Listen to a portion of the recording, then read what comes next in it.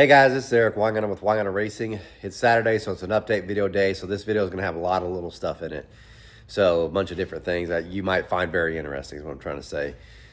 I have been sick since Wednesday, so that's why I sound a little bit weird. It zapped the crap out of me yesterday. Hence wearing the hat because I didn't feel like even make myself even look halfway presentable today because I don't care. But anyway, yeah, let's just get started showing you some of the cool stuff because there is a lot of cool stuff I have to say, and I actually have a set of my Dragon Slayers in stock too, so I'll show you that too. I'll start with this. I finally got these heads finished ported. These are a set of the Pro Max 317s. But what this was, these are the heads that were used on the 540 dyno mule. They were also used on the 496 dyno mule that we had too. So initially they've been milled off 50,000s to see how they compared to the 290s once you got the chamber right. And then they went on the 540. Now the 540, it's got a solid roller cam, pretty healthy, 275, 288, and I can't even remember the lift. I got to look it up. But anyway, when these heads were on it unported, the only thing that had been done was just milled and a valve job, and it made 920 horsepower. The best the 540 dyno mule has made has been 941 with the AFR 385s, but that was with a 1350 carburetor. So with the same carburetor, so the same 1050 with these heads versus the AFR 385 heads, exact same power. So now that these are ported, we should see a big gain. Maybe we'll get close to 1,000. The biggest reason for that is I can get to test these manifolds. So this is the Hulk 23, or not 23, the Hulk big block one. This one actually, I did put on the mock-up block. The ports don't line up all that great. Side to side's fine. The bottom lines up perfect. The top is not even all that close. Then underneath that, which I'm gonna move this out of the way. You can tell I got a bit of a mess. That is a profiler sniper. So I'm gonna test that too. And then somewhere here I've got there it is, under wraps. Underneath this packaging, this is the Edelbrock 2896. And that was what we were using when it made 921 with the Pro Max heads before. And then when it made 941 with the AFR 385, it was this intake. And the only thing that's been done to that is just port match. So these will go back on. And the guy that's been helping me, Jamie, has been like a godsend. I'm gonna have him put these together on Monday, and then I'll be on the way. So get the dyno test that hopefully soon. But I gotta put the whole thing back together. I can't even remember if I bought head gaskets or not for it. But anyway, on to the next thing. This is that Circle Track 414 small block Chevy engine that's been in several of my videos. Well, I lied to you guys because not intentionally, but let me tell you. So the owner of this engine actually called me back. He's like, "Hey man, I gotta tell you, we actually don't even have any races on this since it's been rebuilt." I was like, "What?" He goes, "Yeah, that we don't." And I was like, "I thought you said it was slower." He's like, "Yeah, because we put the 383 back in it." So they have two engines. They have this 414, then a 383. So he'd run 8 races with the 383. This was just sitting there, got rebuilt, and never got put back in. And then the team kind of disbanded or whatnot. So the only thing that was on this is dyno runtime. So this whole, it's from dyno runtime. I think I made 13 pulls on it. I have to check the log. But something like 13 pulls and whatever they made whenever they freshened it. That's it. So all that cylinder head stuff like you saw where it's pulling out the helicals, the titanium valves, yeah, that's just dyno time. So I was totally wrong on all that. I could have sworn that they put it in, it was down on, nope. No, it was down on power because they had the backup engine in. And this one, yeah, that was, wow. So anyway, he's like, "Man, I know I got to get it right," because what happened was this is his brother's engine, and he's like, "It's got to be made right." So I don't know. I need to. The two things in my business that have cost me most, and you probably don't need to know about this, is the sheer amount of money that I invested in the CNC heads, like from getting digitized and then porting, because I don't know how many heads I end up ruining trying to get them ported correctly before you can say, now we're good and everything's fine. And then also the digitizing costs, unbelievable amount of money. The second thing is the cam challenge just has sucked every bit of money. But I really would like to take this apart and get 4155 pistons and have this board to 4155 and try again. There's some little things too that you could kind of notice. It looks like they just went over this with a Scotch-Brite. You can kind of tell the deck surface. This definitely hadn't been on the mill. I don't do that. But anyway, here or there. At this point, it doesn't really matter. That's small potatoes of this. It wasn't blowing a head gasket, but for sure was not happy there. So anyway, there's that. Let's go on. Parts for the small block Chevy Cam Challenge are here. So if you'd like to donate to the small block Cam Challenge, I'll put a link in the description. It gets you a chance to win the cylinder heads, which I'll show you here in a second. And you'll also, but you don't have to donate to enter. There's rules where you can donate, and you can read those rules, and you don't have to actually contribute or pay to donate. There's rules on how you can do it otherwise. But anyway, when you donate, you get all the Cam Challenge data, like the cam cards. You get all the dyno sheets as we run. I did talk to the guys at Kuntz. They're working on it now. I think they're mocking up the blower this week, so maybe they'll get there. I know they're also working on the room, so it's a whole new dyno room that they're setting up and building for this. So it'll have a Superflow Power Mark dyno that could take more power. So there's a lot of wheels in motion, but it's still looking like it should happen in September sometime. So it's coming up this month. Anyway, this came in. This is the Holley Dominator ECU. And yeah, this thing's expensive. So I actually did that video about how to save money, and people got all up in arms again. And they're like, you compare the Dominator to a Facebook carburetor. No, this thing retails, it's like $2,300 or $2,500. That gets you literally the top of the line billet carburetor, all right? Literally. And this just gets you this. You still need the wiring harness to run it and the injectors. You just have the computer. That carburetor just takes fuel. That's all you have to have. So yeah, this is expensive. But the one thing about the Dominator is you can do more stuff with it, so you can record more things, and that's why I got this. Did I have to have this to run? Absolutely not. So you don't need this to run at all. But because it's the Cam Challenge and you guys want to capture as much data as possible, which I do too, because I'm gonna put the data logs on that in that Cam Challenge link as well, so you guys can look and see what each cam did as far as different stuff besides just horsepower and torque, what it did with the corrections, as far as how much the computer had to correct to get the right air fuel ratio and everything like that. But the other thing is, these are EGTs. So this kit is not cheap either. So like I think the retail on this kit's something like $1,900. So what you're looking at right here is almost $5,000, and that's no joke. And that, again, there's no wiring harness still, and there's no injectors in this. So there's a lot of money just in fuel injection. People just selective memory, but you have to run this now. But this is going to be really, really cool, because now you can look at all of the cylinder temperatures of each one. And this will be nice. It'll help us. Just gives you guys some better information. But a little pricey, but I think in the long run, I think it really could help all of us. Because I'm almost positive that Kuntz has the 802s as well. So I think what will happen is we'll be able to monitor all 802s and then the 2 in the collector, and then also have the EGTs. So that's great. It'll be a really nice thing to have as far as data-wise. It'll be overloaded. Remember, this one's running NA, 5 pounds of boost, and then about 10 pounds of boost. So we should see some kind of trends, or at least something. But all that'll be available for you guys to look at. And this is run on E85, by the way. But anyway, that's it. Let's go on to the next thing. These are my new 232 CNC heads. This same program can run on a Pro Max 215 Project X, or it can be run on the ones that I have, and these are the ones I have. You've probably seen this in other videos, and I talked about how it blistered. So this is what I mean about some of the things with the CNC stuff that's really tough. The CNC program can do great about transferring it over. The problem is the manufacturer doesn't always have things in the right spots. So you can be cutting, and you go to cut the next one, and the manufacturer has something in the wrong spot, and you broke through. And that's what's happened with these. So we're still working through some of the bugs on this. But this one is for a customer, and it's going to be finished up probably this weekend. But here's how it happened. So it blistered these ones, and the other ones are fine. That's what I mean. So what I did is I went in with an end mill and got rid of that whole spot here so the welder can get in.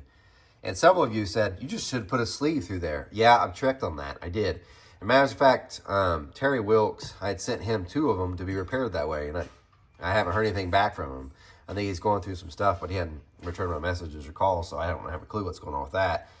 But I was like, well, I need to get these out. So end mill, then I took it to my welder, and he makes them look like that. So it's welded. And then he welds on the inside too. So he does it both ways. This prevents any type of cracking. And then when I get them back, then I'll grind. Now this looks a little deceiving because you're like, well, shouldn't it be the same area? Nope. Because what happens is when you weld, the aluminum will shrink in. So this actually clears fine. This guy in particular has shaft rockers, and I'm about a mile away from this. I can remove far less. This is how it looks on the inside. That's properly done. I mean, it's fixed permanently. So those are good. This one, I just got the valve job done. This one in particular, it's a 45-degree seat instead of the typical 50, which was designed on. And the reason why is because he's going to do more street stuff. So these only have to be milled, washed, and then assembled. But this set is the one that's going out for the guys who wins the cam challenge thing. So I'm going to repair that. I don't know if I'll get to it this weekend. But this is the smaller valve version. So this is like a 210 intake valve. So this is a 2125, 1575, or 1570. This one will be a 210, 1600. Same port program. It's just this has a smaller valve. This way you can run it on a 430 bore. So you run it on a 383. Then it has to be a 400. This one has to be on the 400 because of the valve size. So anyway, that's what this one will be, and it'll get repaired. But that's what's going on with that. Let me show you some other stuff, because speaking of trying to fix things and make things better, let me show you this. This is from the crap I failed this week file. This is for a customer. I think it's Clifford Arnett.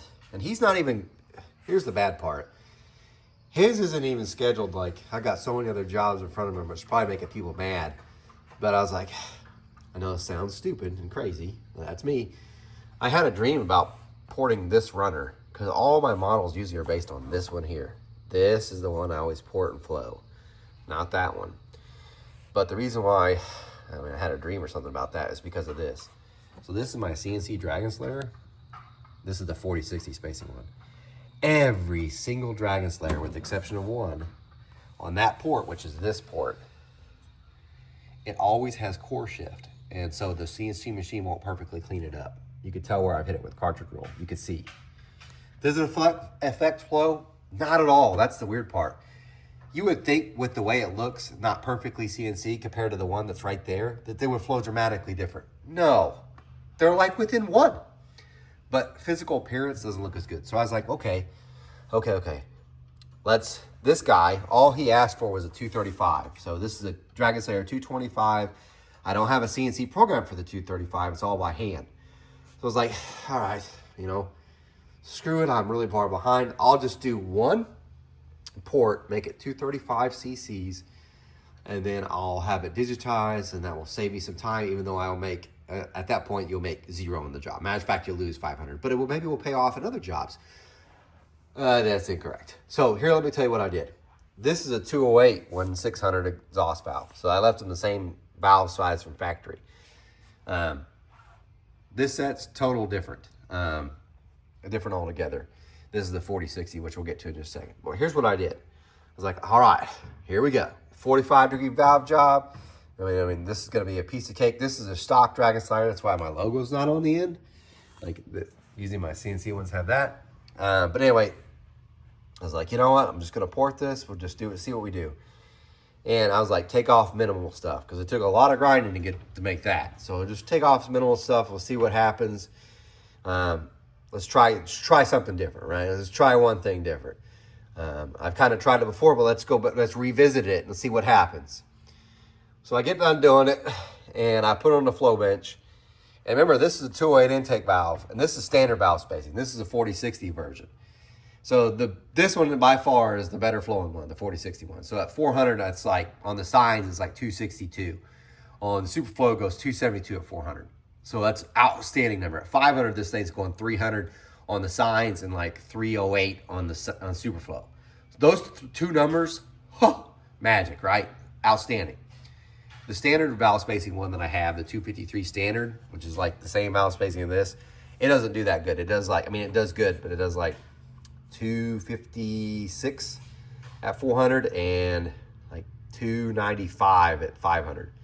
And that's with the 2125 valve. Both those are 50-degree valve jobs, right? Anyway, back to this.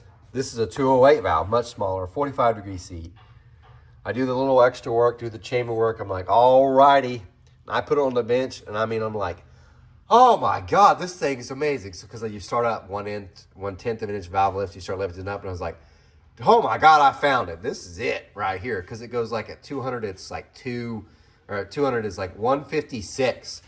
I'm like, it's almost with a 208 valve outflowing some of the big block heads at 200 valve lift with a 300 valve. So I was like, oh wow, that's amazing. 300 is like 216, which is about the same as this. I mean, like really, really close. At 400, it goes 260. It's only 2 CFM less than this, and this one's got to move valve spacing. I was like, oh, yes. 500, it goes 298. So it's only 2 CFM less than this one. I'm like, oh, yes. 600, 316. Now, that's what the standard 253 CNC one goes about 316, 318 at 600. So I was like, yes. All righty. I have done it. And then it hit 700 and it dropped down. It went to like 311. And then it starts climbing back up, and at 1 inch it goes 322. And I was like, dang it. That it fell off after 6. Really at 650 it goes 322. Then it falls off to like 311. I was like, oh my gosh. You're like, well, you need to rework the short side. Please don't give me advice on importing stuff. I do this a lot, or truly do. I was truly trying something different to see if this would be it. And I was like, oh. That's okay though, because that low lift is so great. I was like, you know what, this could be like a great package for like, still maybe we should get this digitized. This would be great if it was a hydraulic roller, you know, because the lower lift thing, everything's fine. As long as it's a small CC. And then I take it out to CC it. And remember, this one right here is 255 CC. My standard valve spacing one's 253 CCs. I'm expecting this to come in like 235. You know, that's what I'm hoping. Maybe 240. 250. Ugh. It was like, oh my God, I missed it by a mile. So then this guy is like, this is the customer stuff. And I didn't buy an extra head for digitizing or nothing. So I was like, I can't do that. Because now I have to make all of them match that. And he asked for a 235. He didn't ask for a 250. So I was like, crap. So I ordered another head. So this is now, it becomes it's not even a junk head. It's still perfectly usable, but I can't match it to his other one. So this one, dang it. Another like $600 loss right there. I was like, oh, awesome. Perfect.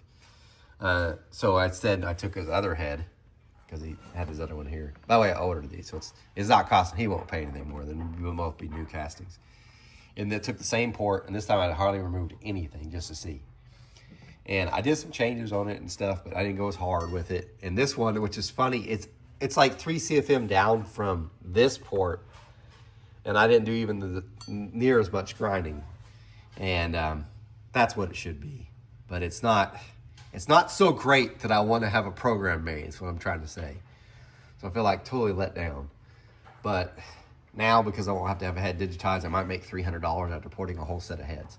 So I ordered another one to match this, and this will just be, I think I'll probably end up sending it to get ported, put my program on it just to see how far off this is compared to that. But this one right here, back to this one's actually available. So I have it. It's all ready to go. So if you're wanting a head, like, you got any heads in stock, the big ones? Yes, I do. This is the 255 cc, 4060 Dragon Slayer. On the Signs bench, peak it goes 340. On the Superflow goes about 350. I think this one's actually 348. Really great low lift flow. Exhaust is really good. This actually has the better exhaust port, something that we got redid, but this one's not, this is unaccounted for. So, and I actually have more of them getting made. So I am experimenting with something with this and the standard one, but I'll tell you right now because I don't want to give away too much of a secret. But what I was trying to do is do things on the short side on this that was different, and the chamber. This one, I'm not doing that. I'm experimenting somewhere else, which can be changed in the programming, which I think that's an easy one, and I know it'll gain. This particular set's not cheap because it also has a stall exhaust pattern added. Yeah, I have one set. So if you're interested, email me wangotaracing@gmail.com. It's not cheap, but man, it's a really good head, and I have it in stock. It takes the Jessel Sportsman shaft rocker setup, so you don't have to have the $2,000 shaft rocker setup. I think the rockers for this cost $1,600, $1,650. Not cheap for the rockers, but still. Anyway, let me go on to some other stuff. Here's the next thing. Bob McVeigh, you know, Old Man's Garage, also Adventures with Austin. He had done a NASCAR deal for a hot rod power tour or whatever, and they had put together this 406 using these Jegs heads. And anyway, he had run it, and now I get to do some port work on it, and they're going to re-dyno it. They're going to fly me up there, and we're going to have some fun. But I thought I'd show you this because this is the Jegs head. That's what they claim, right? And I watched his video. If you don't, please go watch it. Give him a watch. But this head's the same as about a bazillion other ones. I'm like, what do you mean? Look at this head. There it is again. There it is again. It's also the same as, so this head right here is the same as the old AFR, unfortunately. If you get the new one, they have a 195 and a 205. It's not the same as this. But if you watched all my 406 dyno mule stuff, here's the flow numbers on it. The AFR 195 Enforcer head, the one that looked like that, except for had 8mm valves. That was this. So depending on which runner, you could tell what they did. Not only that, I did float with the intake on it. Oops, let me grab a page here. Grab a page. This is in the book that's also available for sale. Pre-order right now. There you go. Flows like 230s with the AFR intake on it. So I did flow that one. So this head's not that different. The only difference is this is 11/32. This is a Chinese head. We call it the imitation of a Dart Pro 1 200cc Platinum. Funny thing is right now, like Dart has the SHP, which is a knockoff of the AFR, allegedly. But anyway, there's this head. This one, it's the same thing except for, you see these big slots here? This might be something different that they added so it locates it on its machine. But that head is the same as that head. And I can get these left and right. And then, speaking of which, this is one I ported. So we'll talk about this real quick. This actually was on a Denny's car long ago. And anyway, it made quite a bit of power running really well. Problem is it kept leaking water. And the one thing about porting these is, and by the way, several people got CNC programs for this too. The problem with this head is they're inconsistent because there are like 3 different factories that make the same head. They look identical, but they're not necessarily the same in a water jacket. But I can tell you this for 100% certain. If you go too wide on the short side area, you'll break through. So like this one just had a little pinhole. But these flow like 318. Looks really beautiful though. I mean, it's a good looking port when it's all said and done. They do really, really well. But like I said, you got to be careful on that short side. You'll break through water. And this head's a prime example. They can't be repaired. You would think any aluminum head could be repaired. No, it cannot. So long ago, I did one. My welder took 5 attempts, and he's like, I can't do it. So I just ended up redoing it. This one was the same situation. We were going to have it digitized, so I'd have a CNC program for it. And I'm kind of glad I didn't because everybody and their dog sells it. I don't think they're flowing as good as mine, but I probably would have had at least some that kept coming back because I've had water leaks. But because it's the water is the hard part. So anyway, I poured enough of these to know what not to do for sure. It matters of fact, a crazy story. Bishop's Nova, it has the 350 I built for my sister's Firebird. That's what the engine's in it. And I did a whole series, so you'd have to go back to when I almost first got on YouTube. I showed you exactly how to port these heads. I did a whole series on it, what it does, and I'd flow it and show the results on the flow bench. So that's kind of interesting. This will be different though because they already know what it made before. It made 470. So we're gonna find out what it makes now after I get done doing the work and see what happens. They're gonna fly me down there, but we're also doing some testing on manifolds. And I've got something to bring. So he has this one for sure.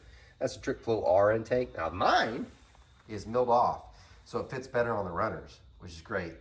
Then I still need to try this one, which I was going to use it. This is the Iron Hired 4150 version. I was going to use it on the Circle Track dyno mule that's over here. But as you watch the beginning of the video, I can't because it's still down. So waiting on my block from Chris Straub to finish, which I'm just going to have him send it to Kuntz, I think, and have it finished up. But then I can get my 406 going and we can find a test. But I'm going to bring that just to test. And then I've got, this is a short AFR single play manifold. So it's the same height as a Victor Jr. But I'm going to bring that. I'm going to do some work on that and test that. This one has been the killer of all killers. This is an old Victor Jr. This thing is dominated on the lower RPM stuff. It's pretty dang good. I'm probably going to bring this one too. This is the old Hurricane. I seen Bill have one on his old car long ago. These are easily underestimated because when I tested all like 23 manifolds, I think the top 5 positions had 2 different of these Hurricanes. Number 1 was that. Way down the list was that one, that Trick Flow. So yeah. And the other manifold I got to test is, I got to port this for him. The BMP, I think this one was like second. There's second or third out of the box. So let's put work on that and bam. We're gonna do a lot of manifold testing, a lot of, to do some work on the heads, and I'll share that stuff as we go. But there's that. Now we go on to the next thing. I think that's about the main stuff. I'm gonna end with a little random rant, if you don't mind. So 2 stories kind of involved in this. Nothing big. No technical stuff, so you're done with that. All technical stuff's over. Wait a minute. I forgot something. Hold on. Pause. This came in. Now, this is huge, and you're like, what are we even looking at? If you remember, like months ago, I said I want to do a back cut dyno test, and that's still going to happen in somewhat soonish-ish, because what happened is the heads I'm going to do this test on are the ProMax LS3 small bore heads. I've got them ported and I'm having it digitized currently. And once he finishes that, that's going on the LS. And I cannot wait. Because of all the heads that were dyno tested, the ProMax small bore LS3 actually made the most power. And you're like, nuh-uh, the AFR did. With the same Texas Speed Stage 2 camshaft, it made the most. It did. It beat the AFR by like 3. But it also had way more compression. Now that they're ported and they actually flow some good air, this will make a perfect test to try it with. But thanks to Victory for their help with this, because look at this. This is really what's going to change on this. So both of them are titanium. They're coated. And we're going to have a good answer. So valve float will not be the problem with this. And it's got enough head flow. We should be able to rev this pretty good. So we're going to do low RPM and high RPM. I'm going to check some... make sure also that we get lower in the RPM range to see if it changes that. But if you look at this one, we have a back cut. That's this cut right there. This valve, no back cut. It's just a 45. I'm gonna flow it both ways. I can already tell you, this one's gonna outflow that one by a bunch in the lower lifts. This one maybe peak lift it will flow more, maybe. Which one's going to make more power and how much of a difference in power is that? Because that's huge. So the way the test will work was I'll probably start with this one because I want to end with this one being on the motor. I'll put this in, we'll dyno it.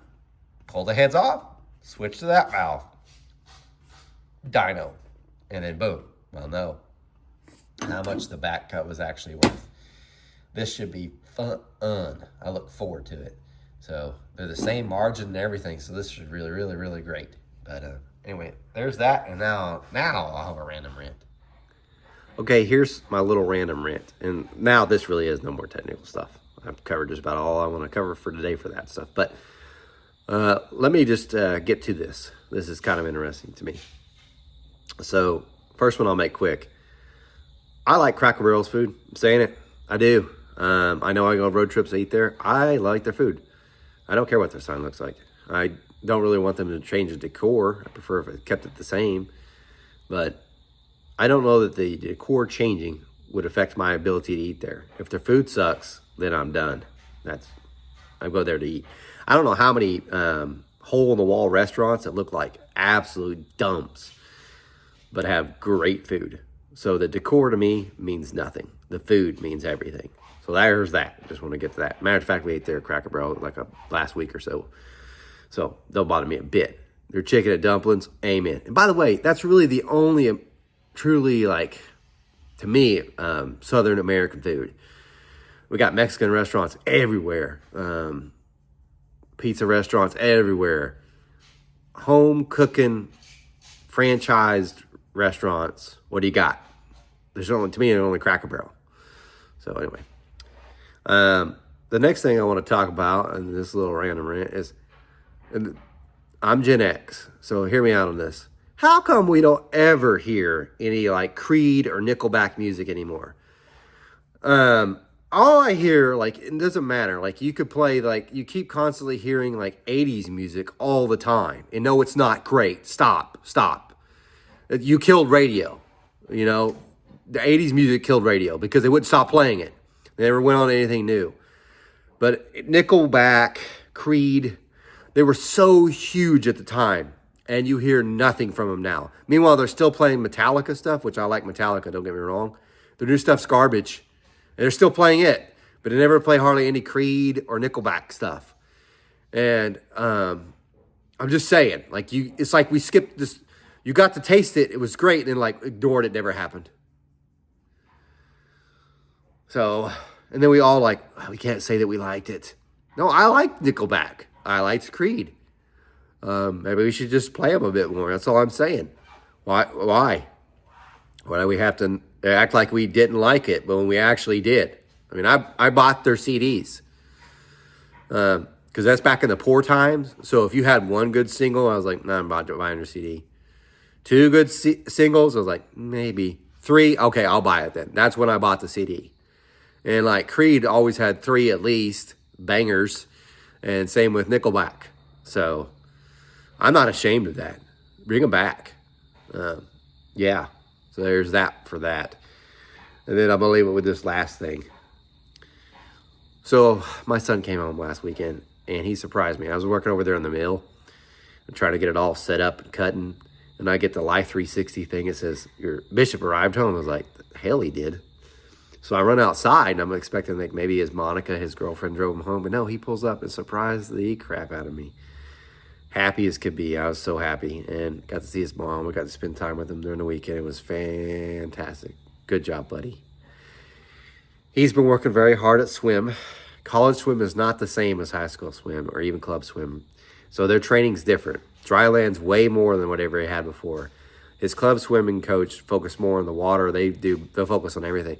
As a matter of fact, if you're one of the older guys like me and you're thinking about training and whatnot, their level of training is so much different. Let me tell you how much it's changed. They have this watch that was not really a watch, this new thing that they have on, or whatever the hell the thing is. I paid for it, but I can't remember what it's called. But it tracks your heart rate, your rest, your recovery, all that. But then when they're swimming, they wear something else that also tracks their heart rate. And you're like, so what? I'm fairly certain football athletes make them do the same thing and all the other ones as well. But here's the idea with it. They can see if you're goofing off. Because if you're tracking their heart rate and you're like, look, buddy, you're not trying that hard. Your heart rate's like barely going. You know that they're goofing off. Nothing they could say you could go harder. Or you can see the ones that are going too hard and training too much. They also test their lactic acid to see how worn out they are. This is insane. So I'm all for it. But it's like, to me, it really truly is beyond what most people think it is. And this is just D2. So insane. And they are going to be fast. So yeah, he's working real hard trying to get up there. I think his first swim meet's September 20th in Little Rock, Arkansas. Will be there. So I can't wait for that. But anyway, when I was there, last time I went to Arkadelphia, we dropped him off. My wife was crying. She wanted to go buy Dunkin' Donuts to get a coffee. She really wanted to just go by and get a coffee because she had a massive headache because she rode with Bishop. And Bishop takes the windy roads because he's in his Camaro and loves it, right? Carrie does not love that. So she had a massive headache. So we go in there into Dunkin', and I can't even remember what I ordered. And it's like the sad part of my life is that I don't remember exactly what it was, but it was like the best thing ever. I think it was caramel, cream, and sugar. That's all in an iced coffee. I don't know what they made. Maybe they looked at us and saw us, she's crying like a baby, and I'm like holding it in or whatever.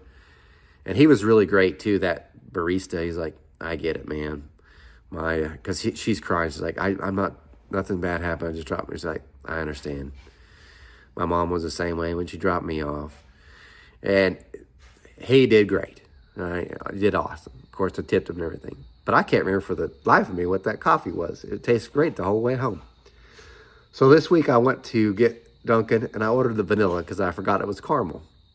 So then this morning, I finally got the feeling where I was like, you know what? I'm going to go get me some Dunkin' Donuts. It's like 20 minutes away. And also, Dunkin' is a great value. I have to say it now. when $8 for a great value for a breakfast, but it is now. The one time I go, that drive-through line is backed up all the way to the front of the store to where you can't even park. So I'm like, I'll park in this other parking lot and I'll walk over. I walk over to go to the front door. It's locked. And there's two people there like, did you pre-order? I'm not getting an app to order something. I'm just going to go in and talk. Well, I guess they're short-staffed, and that's why if you don't go through the drive-thru, you can't get them. I'm not waiting 20 minutes after waiting 20 minutes. I was really bummed out. I really wanted that. That's my only rant I had. They said it was short-staffed. I think there was just one guy in there working the whole thing. It was like, man, because there was some employee at McDonald's, I think, that did the same thing where it was just one of them, and then they worked, and then the person filmed them, and they were so proud. They're like, look how hard she's working. And then McDonald's fired her because you can't work with just one person. Meanwhile, they're making money for the company, and they just fired her. I think that was the story, but I'm fairly certain of it. So I'm like, this poor guy in there just working his tail off. So, sucks. Anyway, that's my random rant. I think I know Dunkin' Donut. I want the coffee. There's only been one other thing that I've been like, I really want to go get that again, and that's that Andy's cookie butter ice cream. That's like crack. It's so good.